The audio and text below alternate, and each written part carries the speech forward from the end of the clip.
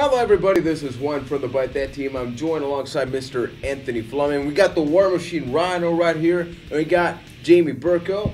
And we got a pretty cool topic, which is Mr. Rusev. And not just him, but guys like that, where it's not just about undefeated streaks. It's about these anti-American classic characters in wrestling. Before Rusev, we had maybe guys like Armando Estrada. We had Muhammad Hassan. So these are, we had Iron Sheik, Sergeant Slaughter when he turned heel for a little while. You're not good.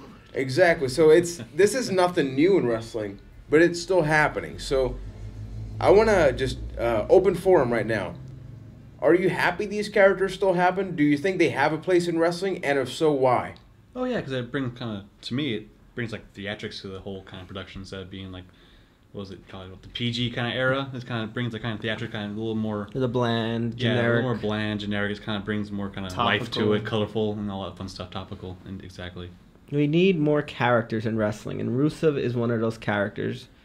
What do you like about him? I like the whole act. I mean, it's very old school, and they don't have many of those old school characters anymore. So, and it's like he just comes out there and you know who he is. You know they're going to be talking all about Russia and Putin. So, I mean, they need more of that. They need characters who can just generate a huge hate real quick. And Rusev does that. I mean, I know Vicky Guerrero also did that, but I think towards the end it was just like, oh, we're booing her because we've always been booing her. So we're just going to boo her. Yeah, it became like a parody almost. Yeah. I think you nailed it with old school, and it's pretty true. And that's the thing where it's like, even at a house show, you got like, a grandmother there. She's never been to a show. You see a guy coming out with like a Russian Titantron, like, talking smack about America. Immediately, she's not going to like him. So it does have its place. It has its drawback where it's like now WWE is global. So you're kind of alienating, the rest of your market. I know the U.S. is their main market, but it does also kind of just create disinterest with other countries who may not have as, many problems with Russia or something like that. And you got to think about the repercussions. I mean, when one of the segments we had a while ago, Big Show taking on a flag, we had Rusev and all that. Then WWE had to issue out an apology. I mean, Jericho got in trouble for the whole Brazil deal. Right, the whole Brazil deal. So in this era, it's a little bit weird that we get these characters that... I mean, Muhammad Hassan. Oh, boy. Let's actually bring him up for a second. This is a character that, just for the very conclusion, it was not really WWE's idea to stop him. It was the network's idea to be like, you're taking that character off television, whether WWE wanted it to or not. Did you guys like Muhammad Hassan? The character. I can't say I was like the biggest Muhammad Hassan fan, but I mean, I saw what they were doing with him, and it was generating like huge heel heat like Rusev's getting. But I mean, I think I enjoyed Rusev's matches more than I enjoyed Hassan's. Is also another deal. So with these characters, how important is the whole match aspect, like the moves? Whether, because, for example, Iron Sheik, we got Rusev, they have the camel clutch. It's almost like, really? For me... Hassan, too. Yeah, Hassan, too. All these foreigners use the camel clutch. Why is that? Why do they got to go Iron for the camel clutch? Sheik should just come out and manage them all. I don't know if it's just a throwback or if it's like the whole... I don't know. It's really weird that maybe it just is a throwback to the Iron Sheik or something like that. I mean, you got to think Hassan's was probably that because like Middle Eastern. But I think how you perform in the ring does matter. I would say Rusev is definitely a more talented wrestler than Hassan. Yeah. But they both have generated a ton of heat. Hassan was probably more controversial, I'd say. Yeah. It was, with the whole 9/11 thing, because you have, a physical attack that had happened. And then granted, it was a couple years before they did it. They didn't just do it right afterwards. That would have been. That would have been, a lot more disrespectful. But, we were still very, the whole 9/11 thing was still very, recent in everyone's memory. So I think what if Muhammad Hassan came around now? I don't think people will like care, but I think it would be more like, really, you're doing it now? Yeah. I'm more just surprised they did it when they did. because even though I mean it had been a while. I mean it's with Rusev it's just a Russian character. Like yeah, there is the situation with Russia happening, but I mean 9/11 affected all the world. I mean, it's not just about USA. I mean, in New York, I mean, you're from New York. It affected everybody. Especially New York. The character difference, though, between Rusev and Hassan is that, Rusev's just, America sucks, anti-America. Where Hassan was, at least at first, before they kind of went bat crap with it. Terrorists and everything. Was that Hassan was like, I'm persecuted because of what happened. I'm a good man. Like, just because I am Muslim, you guys dislike me. Which is a very real problem that happens every day in the United States, I'm sure.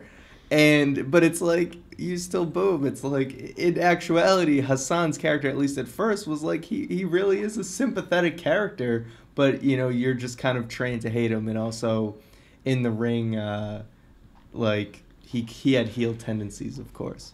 So, in the podcast, we've talked about the fact that we don't really care about sort of the feuds that Rusev has had lately. I mean, we also have guys like Big Show, so maybe it's not the best selection, but... How important is it to have these type of characters in wrestling? And more like the storyline. There's always once again we got Russia, the 9/11 situation with Muhammad Hassan, the Iron Sheik, Sergeant Slaughter, all the guys that I mentioned. Do you love the fact that wrestling has that, or do you think it's time to just sort of let it go? It's nice, but it's nice that we also got some other stuff. I think it's fine when it happens once in a while. I mean, let's think, before Rusev, maybe was Hassan the last guy that really had this whole anti-American... I mean, we had Laura Sistans, there were things... But even they weren't... They weren't that before Hassan? And that was around that time. But even they weren't Well, I mean, you could even say Swagger and Zeb were kind of... The opposite, not necessarily anti-American. The same area. They were kind of like, we're America, you're not. So we're automatically 1,000 times better. Along that line. What happens when this storyline finishes? At some point, Rusev can't just keep relying on the whole Russia thing. How do you take Anthony? You have creative control over Rusev. They tell you, okay, we're going away from the Russian thing. He's been hated for that for years, and all of a sudden, you got to develop something else. Well, making it work, because you can't just be like, okay, long live America. Can they do that, or how does somebody really change from that? Well, if I was in creative control, I'd make him Balvina's version 2. Just for see what would happen. But I don't know how many people are going to agree with that. But it probably wouldn't make too much sense to turn complete opposite kind of face, kind of America pro, So it's kind of a hard question. It's probably one they're facing right now, trying to figure out how to handle his character going forward. What about you, man?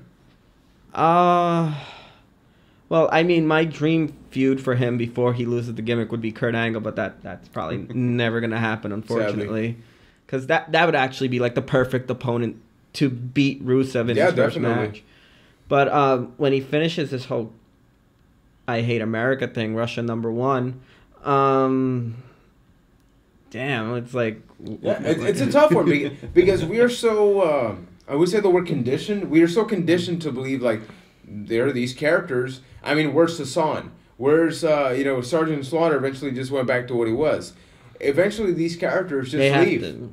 Laura Sistans, where are all these guys? They end up just leaving the company. They tried to split them up, and they just. Out.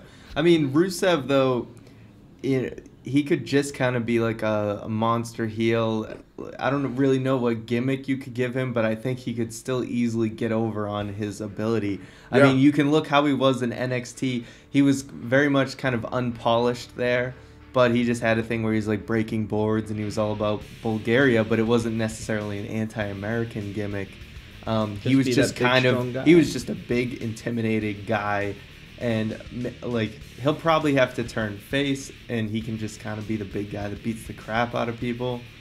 Just don't screw up. Obviously, Lana is probably gonna have to be out of the picture for that to happen because she gets too much heat at this point. But so what do we do I think Rusev, if there's anyone who has life after anti-American gimmick, I think he has a pretty good shot.